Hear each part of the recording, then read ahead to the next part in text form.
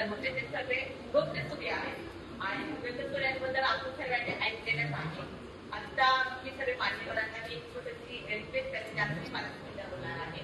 माझ्याकडे मावळता सूर्य, मावळता सूर्य म्हणजे माझ्याकडे सर्व ज्येष्ठ आई वडिलांची मी कन्या, आता 35 आई वडील आहेत माझ्याकडे. त्याची आई वडिलांची बाकीची चांगली झाली आहे. अल्झायमर, डिमेन्शिया, मेंटल, बेडरिटन, कोमांचे व्यक्ती, आर्टिफिशियल असे सगळे माझे 35 आई वडील आहेत. 24 तास त्यांच्याकडे खाणं पिणं ते सगळ्या गोष्टी कराव्या लागतात. माझ्या काही आई वडिलांना असं त्यांचं नाव सुद्धा कळत नाही. ते आपणच ठेवावं लागतं, आपणच बोलावं लागतं. पाणी आता प्यायचंय किंवा आपल्याला पाणी पाजायचंय, या सगळ्या गोष्टी आपल्याला घरात चालते तशा त्या रुटीननुसार माझ्या आई वडिलांची काळजी घ्यावी लागते. पण त्या आई वडिलांचा आसपास असा आहे तर त्याच्यातनं आपण त्या महिला घर सोडून बाहेर पडलेल्या असतात. काही मुली असतात, काही प्रॉब्लेममुळे त्यांना परत घरात घेतल्या जात नाही. अशा मुलींची, अशा महिलांची देखरेख आपण त्या घरातच करतो.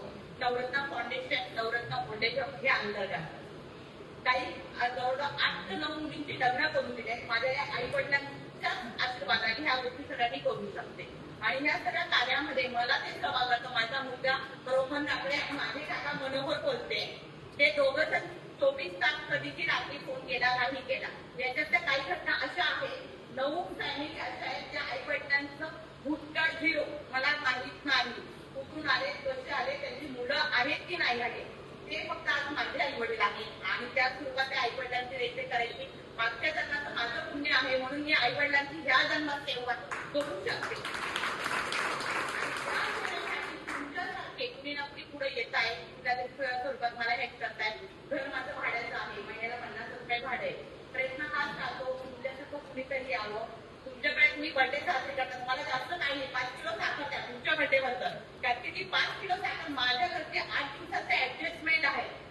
कारण की प्रत्येक जागेवर मी पेमेंट खर्च करू शकत नाही. आणि माझा सगळ्यात मोठा खर्च म्हणजे डायपर. कारण की सर्व आई वडील बेडवर असल्यामुळे बाहेर नेणं शक्य नाहीये.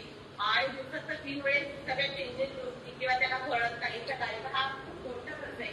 तर आपल्या कालावधीत आपल्या टीमचे काही मेंबर आले, पुणेकर हे दाखवतातच आधी पुणेकर आहेत. एवढे प्रचंड राष्ट्रीय होते का तेवढी मोठी लिस्ट होती. ते काय करतात, ते काय करतात.